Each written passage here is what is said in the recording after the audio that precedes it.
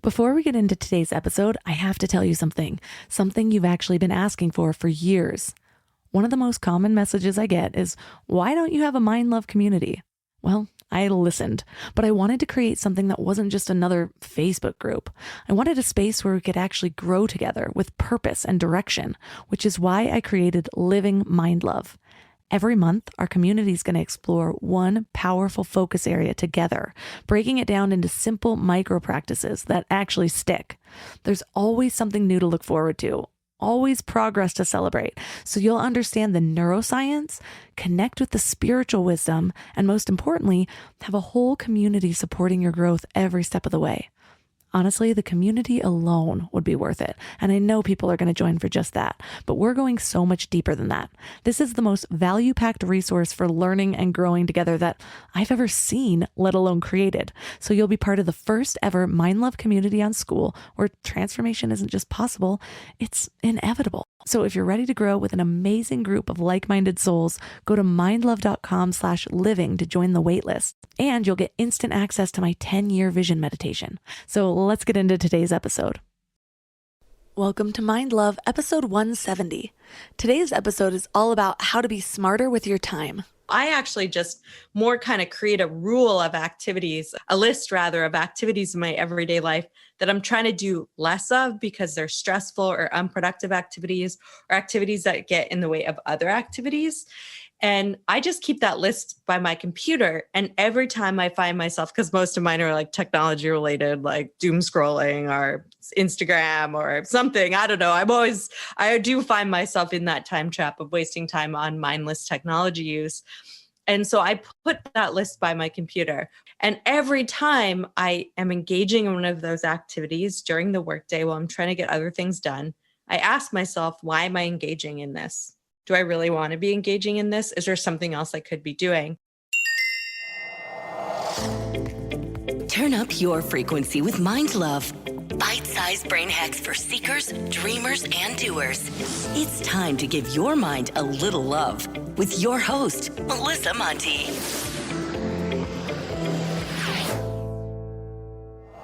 Hi, friends.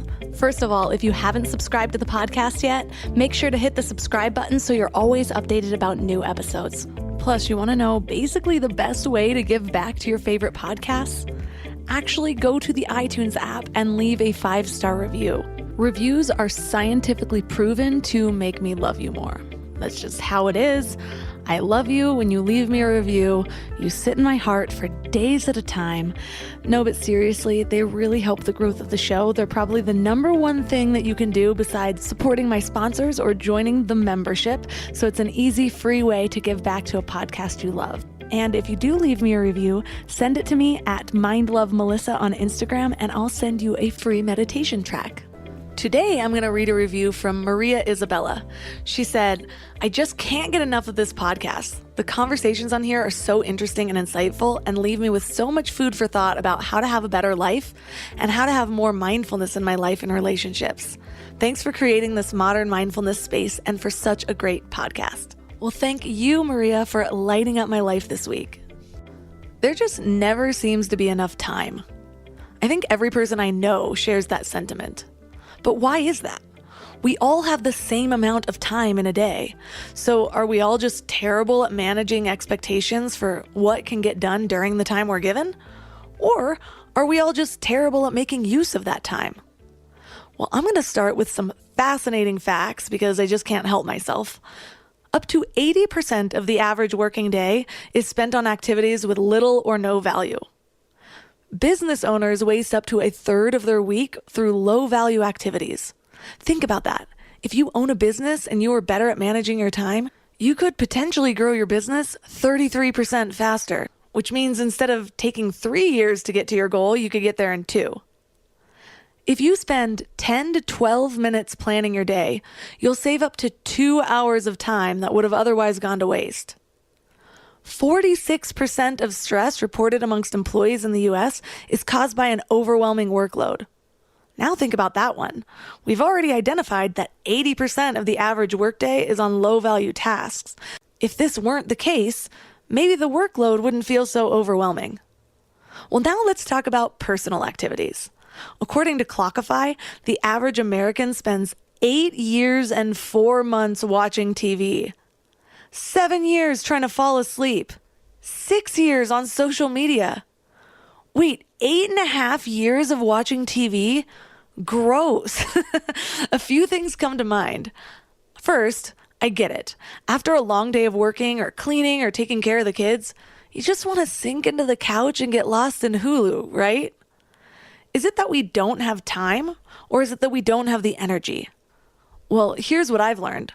A lot of times we waste that energy on dumb stuff like being disorganized, or not knowing where to start, or doubting ourselves. Or we let other people suck our energy by being a slave to email or scrolling through everyone else's feelings and opinions on social. When I am diligent with the hours in my day and I take the time to plan and time block, I have way more energy at the end of the day than when I spend half the day getting distracted or taking breaks. And I think a lot of that is just mental exhaustion from feeling like I'm failing. Have you ever heard the saying, if you want something done, ask the busiest person you know? There is so much truth to that. I've also heard things like, we all have the same amount of time in the day as Oprah. I have mixed feels about that one though. If I had the same team that Oprah has, you could watch me dominate life as well. Well, anyways, now I'm just making excuses. But managing our time poorly has more consequences than just not getting as much stuff done. Time-poor people experience less joy each day, they laugh less, they're less healthy, less productive, and more likely to divorce. In one study, time stress produced a stronger negative effect on happiness than unemployment. So what do we do about it? How do we reclaim our time to reduce stress and live a happier, more fulfilled life? Well, that's what we're talking about today. And our guest is Ashley Whillans, the author of Time Smart, How to Reclaim Your Time and Live a Happier Life. She's also an assistant professor at Harvard Business School and a leading scholar in the time and happiness research field. She earned her PhD in social psychology. She was named Rising Star of Behavioral Science twice. She's part of the Global Happiness Council and the Workplace and Wellbeing Initiative at Harvard University. And she advises on workplace and well-being strategies for tons of nonprofits and for nonprofit partners. So basically, she's a total badass who has definitely used her time wisely. So 3 key things we will learn are some of the biggest traps that are stealing our time and making us time poor, how we can analyze our time to find more of it, and how to build smart routines to make this all a way of life. But before we dive in, I want to send you a little love that will surely be the best use of your time each morning. Just sign up for the Morning Mind Love for daily inspirational messages right to your inbox. I get messages from people every single day about how the Morning Mind Love is their favorite way to start their day, or that the message that came through is exactly what they needed to hear. It's kind of like your own personal inspiration oracle. Just visit mindlove.com and sign up right there on the homepage. Plus, you'll get some amazing free gifts when you do, like a free guided binaural affirmation meditation designed to rewire your brain to your highest self. And you'll get one of my favorite tools, a booklet of my personal power lists to help you gain clarity and live each day with intention. And it's all completely free. Just go to mindlove.com to sign up. Or if you're out and about, text the word morning to 33777. That's morning to 33777. And now let's welcome Ashley Whillans to the show. Thank you so much for having me. So I know you study behavioral science, but I'm curious, what spurred your interest in time management specifically? So I had been doing a lot of research as an undergraduate and later as a graduate student, looking at how we don't always spend money in a way that's most likely to promote happiness. So one very concrete example is we often don't spend enough helping others, even though donating $5 or $20 to help someone on need has really powerful mood benefits. And so I became really interested in trying to understand whether we make similar errors with regard to how we spend our time. And sure enough, in my data, I have found that we're not always making optimal decisions when it comes to our time and happiness. I mean, I can tell you that's 100% for sure with me, especially since I downloaded TikTok on my phone.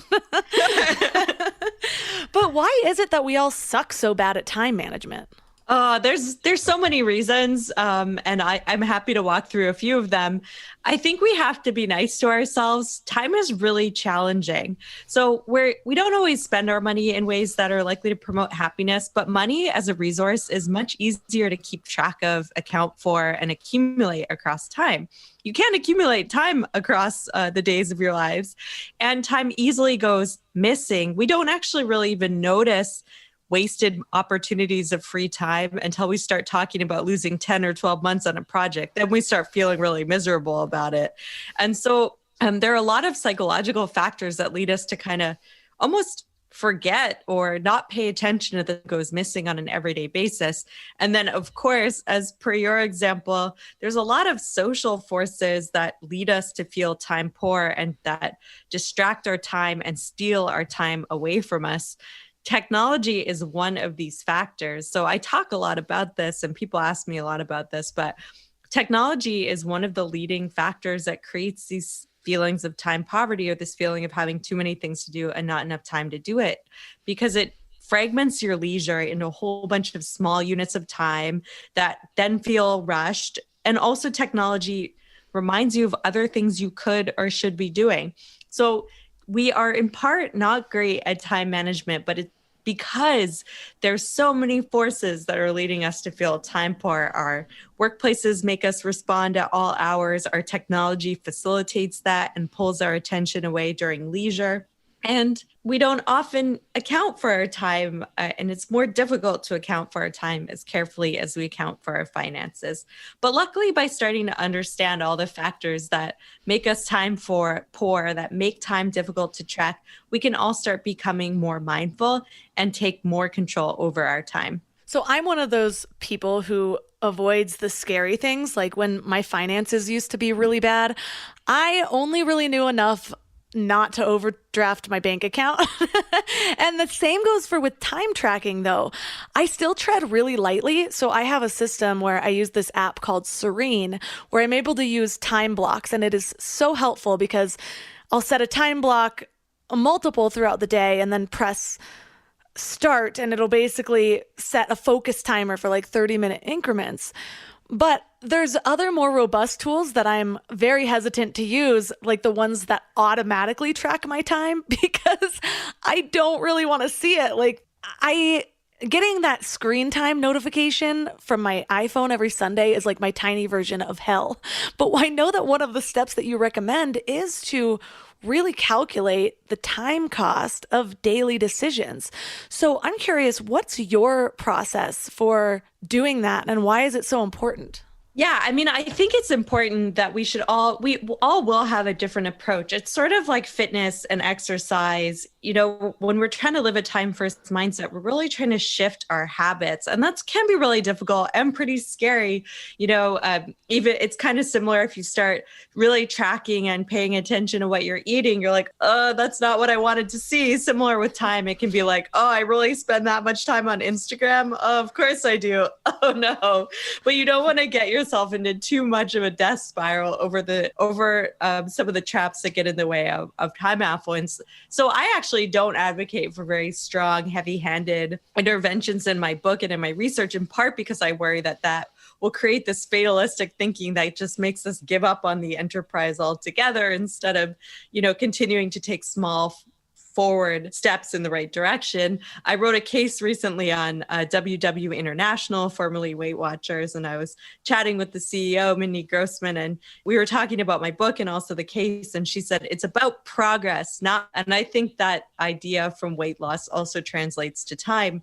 So I actually am not, although I do advocate for tracking, sometimes we can get carried away with tracking, and then we become overly sensitive to small losses of free time, really overly worried about efficiency, which can come at its own cost for our enjoyment and our leisure satisfaction. So I actually just more kind of create a rule of activities, a list of activities in my everyday life that I'm trying to do less of because they're stressful or unproductive activities or activities that get in the way of other activities.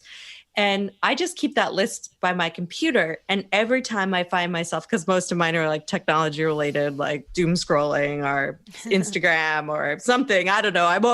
I do find myself in that time trap of wasting time on mindless technology use. And so I put that list by my computer. Well, the 3 activities that I am trying to be more mindful about are Instagram, LinkedIn, Twitter, news scrolling. And every time I am engaging in one of those activities during the workday while I'm trying to get other things done, I ask myself, why am I engaging in this? Do I really want to be engaging in this? Is there something else I could be doing? And so instead of sort of like forcing myself to not do those things, which I know I'm ultimately going to do anyway, I'm more cultivating an awareness of when I do it, what I'm looking for when I gravitate toward those activities, and then almost like a careful reminder, a kind of nice self-questioning. Can I just do something doing that right now? And so that's what I do. I don't actually try to hold myself accountable to a certain amount of hours and don't carefully track the way that I'm spending time on an hour-to-hour basis, but instead just really kind of deeply introspect quickly during the day of when I'm engaging in those activities. Is that really what I want to be doing? Is it what I should be doing?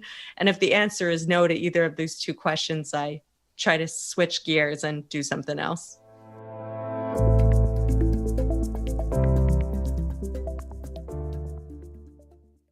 Before we go deep today, I want to give you a little gift, and I want to give it to you every single day. It's called the Morning Mind Love. I know how life can be. You're all fired up after an inspiring episode, and then a new day or a new challenge comes at you, and it's just hard to keep up that energy. Well, the Morning Mind Love is kind of like an oracle from your higher self to help you start each day with a positive focus. Plus, when you sign up, you get 2 free gifts, a 30-minute binaural meditation and 30 days of journaling prompts to help you remember who you truly are. And it's all completely free. So join over 9,000 people and go to mindlove.com to sign up, or text the word morning to 33777. Add excitement to your holidays with Ohio Lottery Holiday Scratch-Offs, including $1 holiday cash and $5 holiday lucky times 10, or holiday bonus millions with a 200 times multiplier and a $2 million top prize. Plus, enjoy second chance drawings where you can win 10 times, 100 times, or 1,000 times the price of your ticket. Scratch-Offs make the perfect gift, and best of all, there's no wrapping required. Lottery players are subject to Ohio laws and commission regulations. Play responsibly.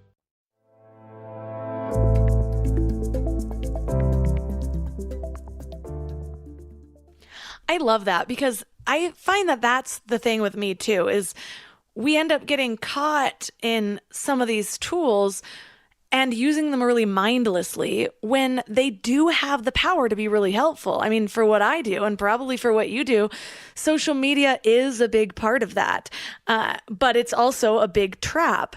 And so I'd love to know if you could give us an example on how you really, what does it look like for you when you're using that intention, or you're like, okay, what am I looking for out of this? Are you just specifically writing down like maybe the tasks you're going to do for Instagram? Does that never include looking at other people's stuff? Like, how do you approach that? Yeah, so I have an exercise in the book that I talk a little bit about related to this idea of a substitution list. So I ask myself, well, why am I doing this? If it is truly to gain ideas from other people's Instagram, great, because you're right. I mean, social media is part of what I do. It's part of what you do. It's a way that all of us communicate with people that we care about. It's not inherently bad. It can just get in the way of other things if we let it. And so if I am like, oh, well, I'm actually just trying to source inspiration for my next post, cool, do it. If I find myself starting to compare or judge or engage in some evaluative process that's not productive, I go, hold on a minute. I'm trying to seek validation, or I'm feeling anxious about my next upcoming post. If I'm feeling anxious or I'm trying to get validation, maybe I could reach out to a friend and have a conversation and distract me, or do something positive, take a break from what I'm doing and come back to it. And that's really where this idea comes from in terms of the substitution list. Often we gravitate toward these habits that are somewhat mindless, like scrolling on social media, when we're feeling anxious or uncertain, or looking for something, looking for proof or connection. And so in those moments when it's actually technology is not the end goal, but it's a means to a different end, that's when you can kind of catch yourself and say, well, if I'm actually looking for social connection, maybe I should go talk to my partner who's been in the living room waiting for me to finish up work for the day.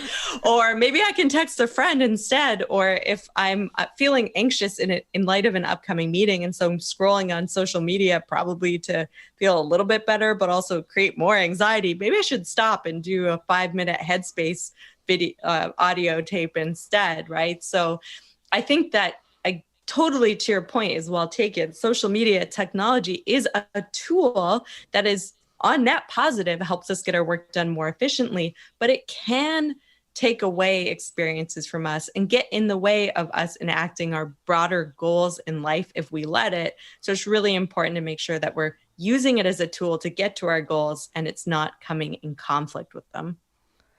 I have totally found myself, especially through the chaos of 2020, being like on social media just as distraction from all the things that I don't want to deal with in my own feeling space. So I like that idea of being like, what am I craving here? Like, what void is this filling for me right now, since it's not what I actually want to be doing? And how can I find a more positive or productive or life fulfilling way to actually fill that? But the other thing I find myself doing is I will go to the doom scrolling when I am avoiding a task that I need to do that feels more tedious. And that's what I'm still working with. Like, I feel like what is helpful for me is to set a short time limit. Like, say it's a writing task. That's what I tend to avoid the most. I'll be like, okay, I'll write for only 20 minutes. And if nothing comes out during that time, that's fine. But at least I put away everything else to only dedicate to this. And if I don't get any creative inspiration, that is okay. Be okay with that. But at least I dedicated the time. And that's been really helpful for me. But I'm wondering, do you have any other tips for when you realize that you're avoiding that hard thing that's coming up next? Yeah. And so this is a great example of one of the traps I talk about in my writing of the mere urgency effect. So especially when we're feeling overwhelmed by the tasks on our plate, or there's something that we're procrastinating against that's one of these important but not necessarily urgent tasks, we actually gravitate toward tasks that are simpler and easier to accomplish to give ourselves that feeling of competence in the moment. So this is why our inbox goes to zero when we have a example, because we're like, well, I'll just check this email. It gives you this boost of confidence. And in the moment, it feels good, but it's coming at the cost, rather, of this longer term goal that you have, which is to get your writing assignment done. So one of my colleagues at UCLA, Juliana Schroeder, and her student just published a paper, I think last week or a couple of weeks ago, which I really loved, which is a strategy that might help all of us sort of overcome our procrastination, is to what they call eat the frog first. So if you have something that's not so great on your agenda, try to block off time and get to it at the very beginning of your day so that you're not anxiously thinking about it all day and maybe trying to distract yourself, which actually leads to more work and not less, or you saying yes to something that maybe you shouldn't, or you taking on an additional meeting to avoid and continue to procrastinate against this task. So I would say that the research suggests this is totally normal, and we're much more likely to do it when we're already feeling busy. We take on these low-level tasks, even cleaning our house. This is why people bake when they're in final exams, because they're deferring studying for their final and trying to do something positive that makes them feel good in the interim. And so just recognize that mere urgency effect, and then try to, exactly as you say, block off a specific period of time where you're just going to work on that. We're going to use a technology tool like Serene or something else that it's going to turn off your distractions for you, so you can't be tempted to do the easier thing that's more satisfying, and really block that time in your calendar, put your head down, focus. And once you get into it, at least for me, I find as soon as I'm into that harder task, it's totally fine, because you just become immersed in whatever you're doing. But it's really just trying to get yourself to switch into that task in the first place. So that's why it can be helpful to do it the very first thing of the day. I don't know if there's any science that backs this up, but I actually try to either put the hard thing open on my desk the night before. So when I come to my desk, it's the first thing I see. And I'm like, oh, I need to start working on this. And or I also put the hard thing on my calendar very first thing when my coffee hasn't quite kicked in. So I can't even worry too much about whatever it is I'm supposed to be doing. I'm like, oh, I got to work on this paper or whatever. And I just start kind of mindlessly typing while waiting for caffeine to kick in. So I think whatever kind of small strategy works for you, but definitely try to carve out time, know exactly when you're going to get it done, and don't let technology distract you during that time. I think there is science behind that. One thing that comes to mind is I remember reading things about how to be a better writer or to stop procrastinating on your writing. I think that's the number one thing people tend to procrastinate on, or something along those lines. Don't quote that stat, but this person, I wish I could remember who it was basically saying that when you're writing and you stop, a lot of people want to like finish their thought, but they actually recommended to stop like mid-paragraph or even mid-sentence or mid-thought. And then that way, when you started the next day, you were excited to complete that thought instead of tidying things up in a neat little bow and then coming back to like nothing, no prompts to start with. So I've thought about that with different things. And for me, reducing that friction for that task is huge. Like my husband and I just moved to the mountains and now we each have our own office. But back in LA, we shared an office. So we'd alternate days. And I swear it was another little version of hell for me because it would be my day and all my computer stuff would be like still in my bag or something like that. And I'd end up procrastinating setting up my stuff. And then half of the day would be gone. And so now that I'm here, it's funny, I keep everything open just like you. And I have moved my day around to where that hardest task is sometimes at like 6:30 in the morning. And I have been so productive the last few weeks. Whereas before I was like doing my morning routine, like people suggest, and working out because people are like, work out first thing in the morning. And then I started realizing, well, the morning routine is easy for me. I can always find an excuse to meditate or have time for myself.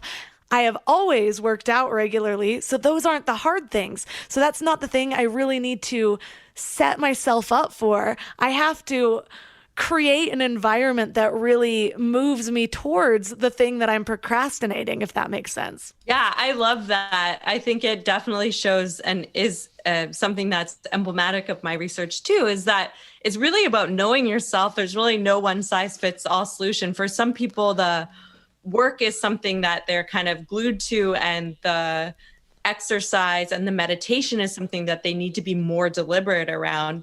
And so this is all going to look different for every person, but I love the idea of creating these rituals around work that help you get immersed into the task. So I'm very similar. I can get easily distracted by my morning routine. I could go for a jog for like an hour and a half and then not feel like doing anything that day. And so, or nature walk or reading or whatever, I'm easily distracted. So I also try to I kind of set a prioritization list. I'm like, this is the one task I have to complete today. I cannot really say that the day is over until this one or maybe two tasks on an ambitious day are done. And I do that first and then schedule the rest of my day, workout, meetings, hangout time with my fiance, all happens later. But of course, the kind of timing and cadence of all this will differ depending on who you are and what you struggle with in terms of goal completion. And it feels so good, I have to say, where I'm like, okay, I definitely have time to do this. And I start doing other stuff and I might feel that little dopamine hit because I accomplished something easy. But when I finished that one task that I'm like, this task is the thing that will make this day successful, and it's like 9 a.m., I feel like a total boss going through the rest of my day. You know what I mean? And then I tend to be even more productive because I'm like keeping the momentum going.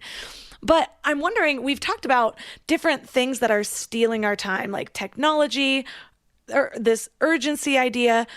Another thing you talk about is the wealth paradox. What is that and how does it steal our time? Yeah. So, I mean, I work at a business school, and this was something I kind of heard before I worked in a business school, but as a parent everywhere now in all my classes and in a lot of my conversations, is that a lot of us engage in this sort of if-then thinking in a lot of domains in our life related, or from my lens, in relation to money. So we say, as soon as I get this promotion, as soon as I start making this much money, then I'll focus on leisure and hobbies and social relationships. And I talk about how the fact that this wealth paradox is a bit of a trap. Now, one is because research suggests that as we get wealthier, we don't necessarily gain the same amount of happiness as once we hit having enough money to meet our basic needs and a bit of money to save and make major purchases. So in the US, the best data from 2018 suggests that life satisfaction sort of levels off around about $100,000 of income per year. And if anything after that, the amount of happiness, or the amount of money rather, that you make actually is associated with slight decreases in happiness, because you start comparing yourself to people who have even more money than you do. So this is why chasing wealth for the sake of having a better life later and making your happiness contingent on reaching a certain financial goal is a trap. Because once we actually achieve that goal, our reference points change and we start comparing ourselves to people who have even more money than we do. So it's dangerous, I think, to kind of defer our happiness into a hypothetical future that unfortunately, somewhat depressingly, might not come. No one knows what tomorrow will bring. And also this focus on money and financial success psychologically leads us to become even more focused on money and financial success.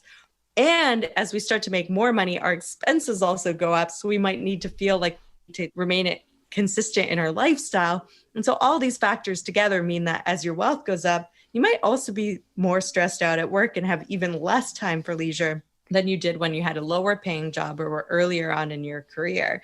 So we really need to break out of, I think in my data and from talking to my students and my colleagues, break out of this thinking that once I hit this number or get this job, then I can start focusing on other things that matter, because the future is unpredictable and our reference points will change. So we all need to be thinking today, in this moment, what are ways that I can spend, in 30 or 1 hour increments to focus on other goals in my life that are not related to economic productivity. That's such a good point. I was actually just interviewing a wealth advisor named Barbara Hewson that was talking about how she's worked with people that are just starting a business to people that are like multi-millionaires.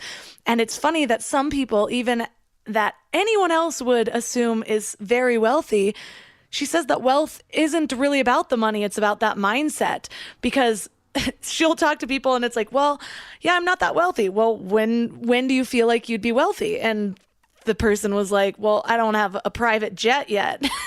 And then somebody else like wants a bigger private jet. And it's just like your mind gets so distorted because we don't even realize sometimes that we've leveled up in a certain area until we really take the time to like integrate that into how we're feeling. And so if we're constantly chasing that next thing, we almost become addicted to that chase and to that feeling of lack, or between where we are and what our goal is. And most people, once they reach a goal, they set another one. And so they're still just feeling the lack of where they need to get. And so I have been also guilty of like, okay, yeah, at my next level, then I'll start making more time. But what I've realized, I think maybe that's one of the blessings of the chaos of this last year, is just what's really important to me now. And what am I able to do? And when I'm able to gather with people, how does that feed me? And so now I'm like scheduling in just Zoom calls with people that I know from across the country. And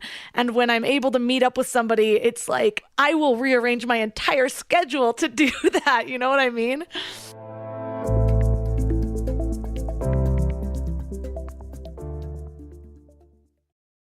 This episode is brought to you by LifeLock. The holidays mean more travel, more shopping, more time online, and more personal info in places that could expose you to identity theft.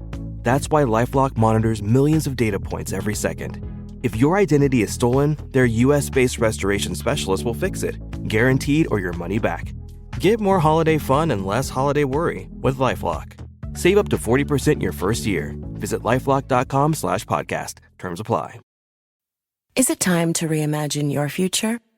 The right business skills may make a difference in your career.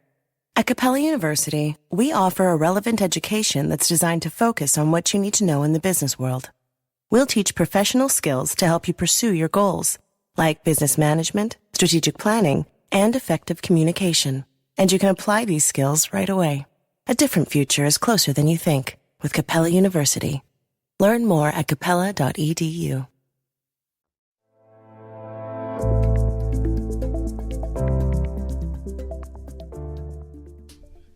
absolutely. And it's so interesting that Barbara was also talking about this money as mindset being the most important factor. Some of my colleagues have studied some of the wealthiest people in the world, and they ask them simple questions like, how much more money would you need to be happier? And these are the world's wealthiest people. And the answer is not zero. It's usually like several millions of dollars more, or in this example, several more private jets, not one private jet now, but another one. and it seems crazy, but I think you're totally right that, we just don't even realize that our reference points have changed, that, we do, especially in the US, we are so focused on financial success as the metric by which we define our lives. And part of why I wrote this book and what I hope to do in my program of research is to legitimize leisure, to legitimize the other facets of life that make volunteering, civic engagement, socializing, travel, having interesting hobbies, reading great books, taking time. And I think we really need to do more to legitimize and have conversations at work or within the professional context about other things in our lives that matter to us. And I have noticed in my data, consistent with what you're saying, is 2020, this has been an insane year, so difficult and so stressful on so many levels. And what we've been observing in our data is people are fundamentally checking in with themselves about what truly matters. We've seen in our data with graduating college students a 20 to 30% shift in what students value over a 9-month period of time, which is a lot in our data. Students are saying, I don't care about chasing money anymore. I need to do something that makes a difference, that contributes to my communities, that helps address really important societal challenges that I see in the world. I need to get my hands dirty and do something that I care about that's going to make a difference.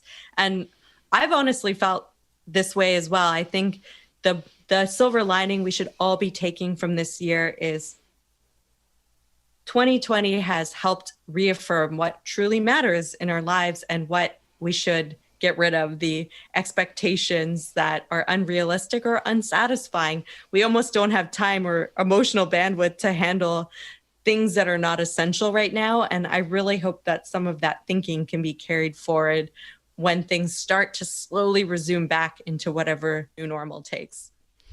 Right. It's like, it reminds me of how many people come to that realization when they have a major health scare, or suddenly they're given a time frame for the rest of their life.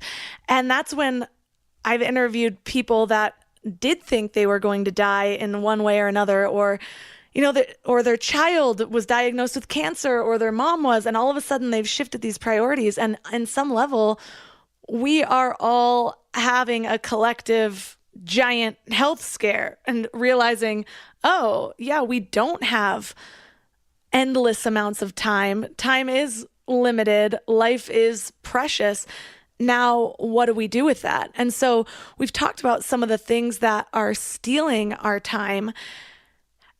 How do we go about finding more time in our day-to-day life? Because I think so many of us get in these habits, these rituals. It's like, this is just what my day is. I never have enough time. And we just become used to saying, I don't have time for that, or there's not time for that. And now that we are shifting our priorities and realizing I need to make time for this, where do we start to look, or how can we start to look at our day in a new way to see where maybe we're misusing so that we can carve out time for what's really important?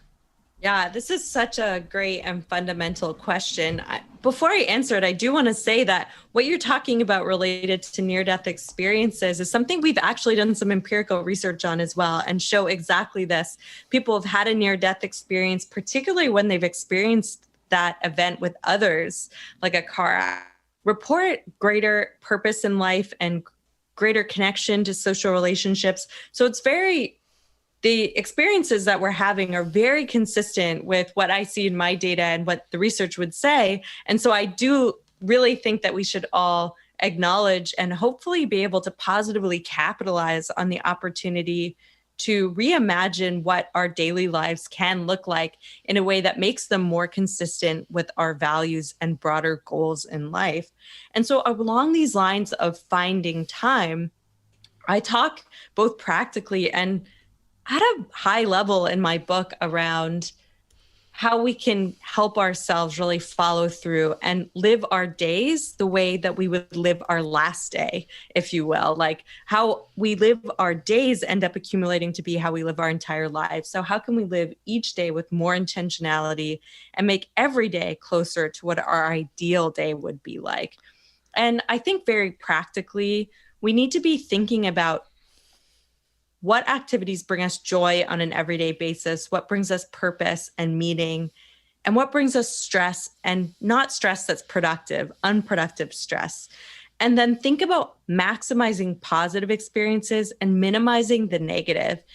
And stated in a different way, we need to be conducting a time audit. Again, maybe not cataloging how we're spending every minute of our time, but when we're thinking at a high level, how did I spend my morning yesterday, my afternoon, my evening?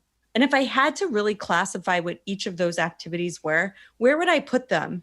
Were they meaningful activities? Were they these that weren't very meaningful, like vegging out on the couch?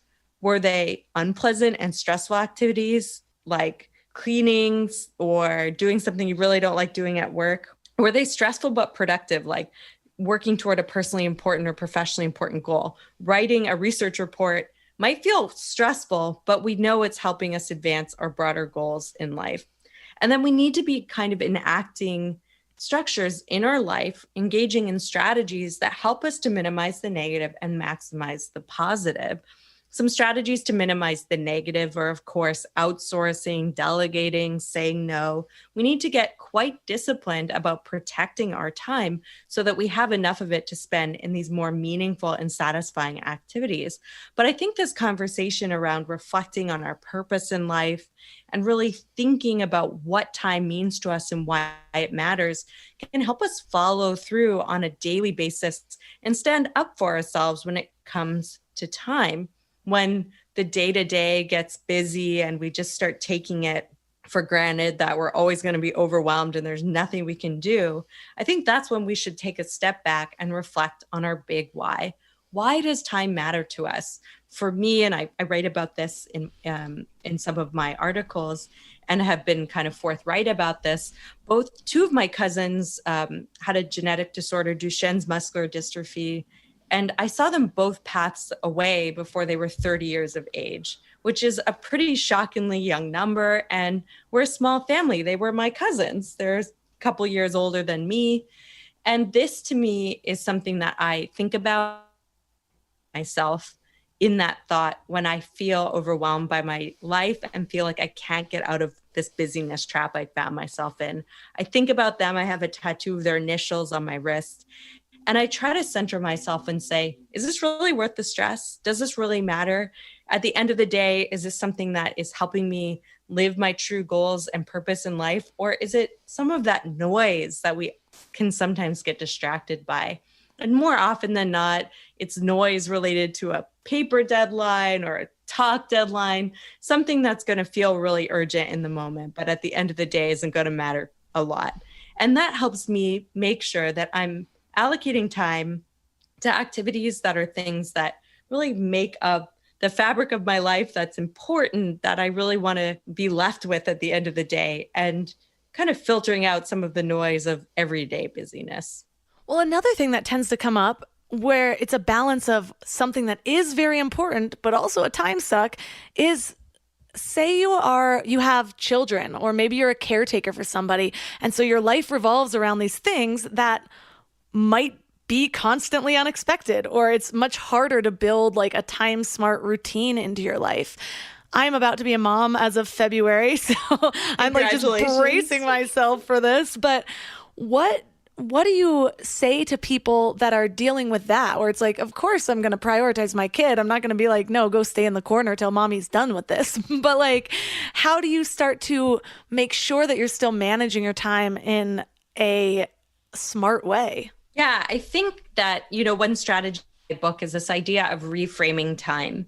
So what I've been observing in my data is during this forced experiment in working from home, remote workers are feeling increasingly distracted. They feel unproductive. They feel stressed because they're trying to both parent or a caregiver and an employee simultaneously. And it's like, I can't do any of these activities in the way that I want to be doing right now. And I think this is where self-compassion and reframing those distractions can be really helpful. So where time poverty comes from is this psychologically is this feeling of goal conflict between different activities or parts of your life, like trying to parent while also simultaneously be a working professional, working out of the same space, or, and feeling like you can't do both of those activities simultaneously. And it's true, we can't. We are limited as human beings. We can't be doing two things in an excellent manner at the same time. But I do think we can be nicer to ourselves and also start seeing these kinds of experiences as what they are. They're consistent with your higher level goals. They're something that's a really positive experience in the long run that is really in and of itself the meaning of life, right? Like this is like giving back life in your life is something that's really positive. There's a lot of empirical literature suggesting that reframing drudge work at work, for example, just by thinking about tasks as ways to get work done, can help you feel less stressed about it. Because instead of you thinking about the negative task that it is, you think about the bigger picture, how it's helping your colleagues get work done and your company efficiently function. Thinking about an upcoming weekend like a vacation can help you enjoy it more and be less distracted by your technology. And so there's something in this idea of, while you're trying to parent and work at the same time, as thinking about the bigger picture in that experience. It's not always going to be possible. Of course, the negative emotions are totally normal and part of life. But I think the less that we try to compartmentalize or separate these different activities as being different parts of ourselves, and the more that we integrate these activities as being part of our lives and don't necessarily see them as distractions, but rather a feature of our life at the time, this can go a long way in reducing some of the stress of feeling like you're trying to do 18 things at one time. Yeah, that makes a lot of sense. I have been noticing, like, I need something to look forward to, because if it's just time blocking or just, I don't know, there's just so much and so little going on right now. I feel like where it's like, I was just talking to someone about how over the past 9 months or so, each day feels so long, like it takes a year. But at the same time, when I'm looking back, like when March started and lockdowns began, it also feels like no time has passed at all because a lot of us aren't making new memories. And so I've been trying to create these little things, like maybe it's going and finding a new picnic spot with my husband, like on Saturday, or creating these just little mini rituals or fun things to do on the weekends, so that then I'm like, well, okay, I just need to get this huge block of things done, and it'll feel so good to go into that thing fun that I planned with a clean slate. Or how good is it going to feel when this is behind me, instead of thinking, how hard is this about to be? I don't want to start. Like, just shifting to the end point or the finish line of what I'm doing. But another thing that comes up is that a lot of us get really motivated to make these big changes in our lives, and then it's just a habit, or it's just a new shiny thing instead of becoming a habit. Do you have any tips for ensuring that this is a real change that we're making, instead of just, the next book that we're reading and implementing for a few weeks and then moving on and going back to our old habits? Yeah, I think research would suggest you want to make your commitments in public and have other people hold you accountable to them.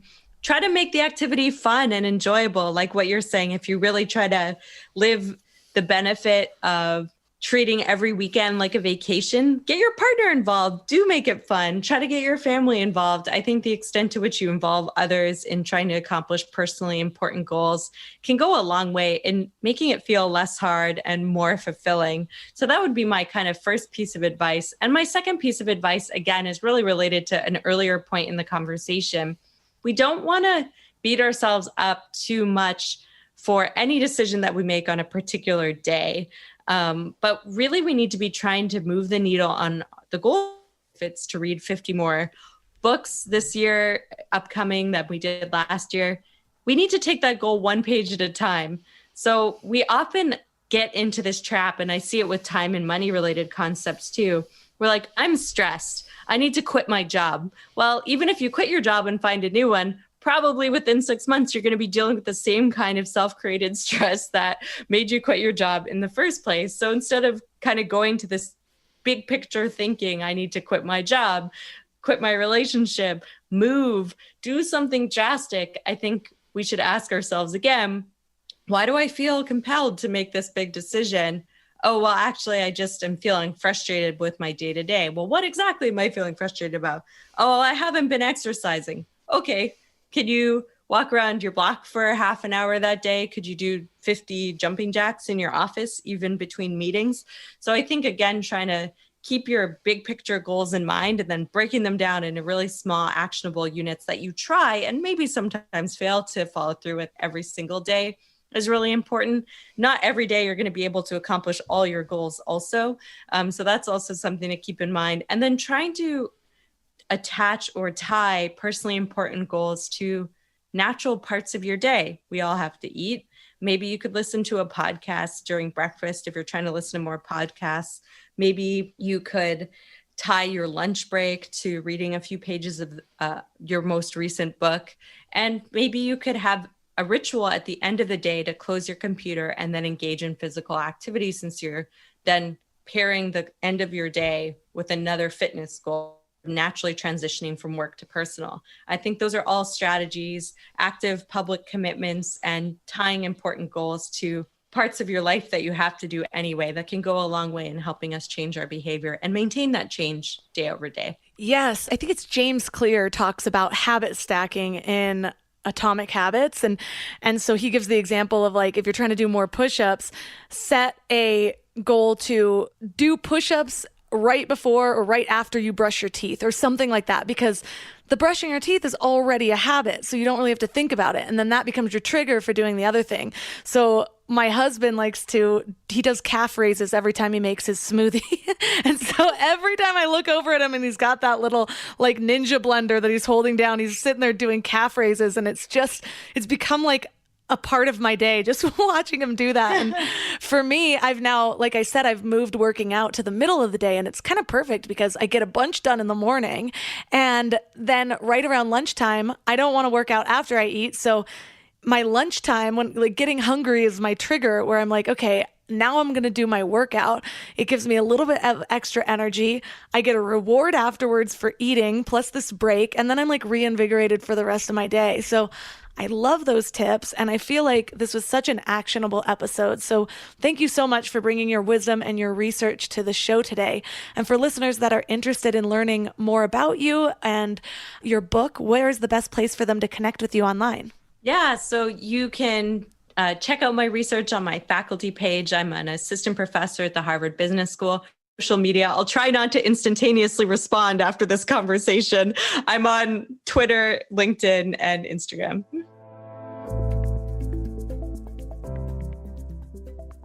All of the links from this episode are at mindlove.com/170. So your challenge for this week is not to be just a total badass with your time. I realize that can be a daunting task. It's to start with the list of what you would like to do less of and create routines or structures in your life that help you to be more mindful in these areas. So for example, I notice that some of the apps that suck my time are Facebook, TikTok. I'm so embarrassed that I'm on TikTok, but gosh, it's so addicting and I love it. But I deleted it from my phone because it wasn't really serving me. I deleted Facebook from my phone. I use an app called Forest, which is a focus timer on my phone. It's an app, but what it does is it actually plants a tree.